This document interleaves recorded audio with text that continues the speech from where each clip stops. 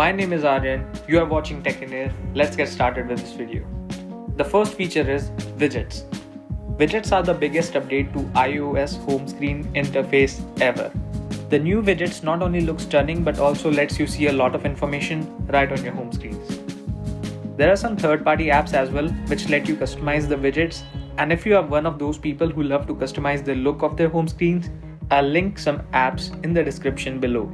Second biggest update to the new look of iOS 14 is App Library and Pages. Has it ever happened that you want to keep an app but don't want to use it often? Well, App Library is exactly where you would want to keep it.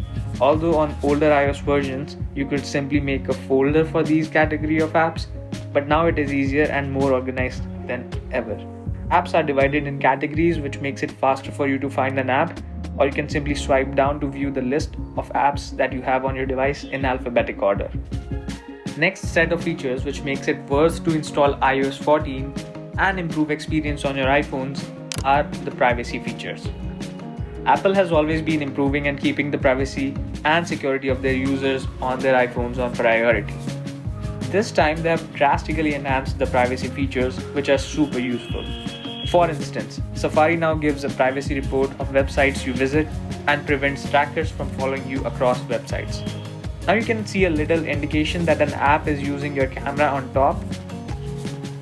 Plus, in the control center, which app recently used your microphone or camera. Or select a few photos only for an app to access at a time. Or give an app not to use precise locations. These privacy features are really cool. Now the next feature is in accessibility settings, which you would love to use.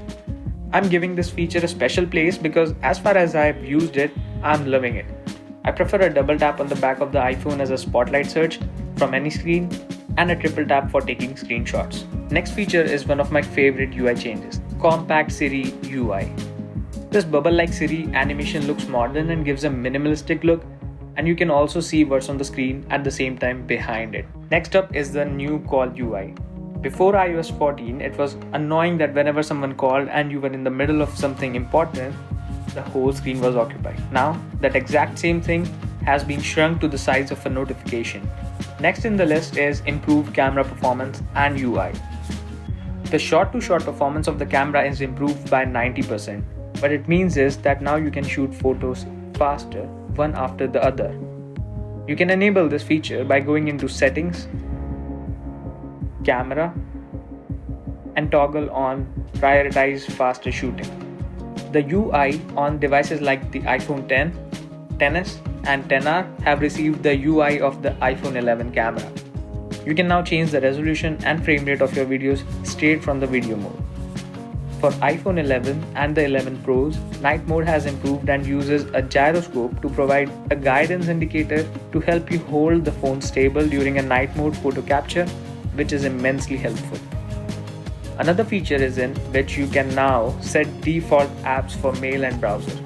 If you're not a fan of the default Apple Mail app or Safari, you can now change that. Just go into Settings and you can see the setting of the app which you want to change to default, and simply select the app you want. Next feature is Picture-in-Picture.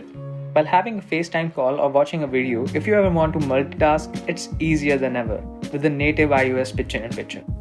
And the last is the updated Messages app. Now you can pin conversations on top, which makes a lot sense. So if you have any iMessage groups or people you often text, they can be easily reached. There are some updated Animoji styles as well and inline replies, just as you can do on other apps like WhatsApp. So these were all the iOS 14 features which make it worth to upgrade your iPhone. If you have any questions or want to suggest a topic for another video, comment below. And thanks for watching.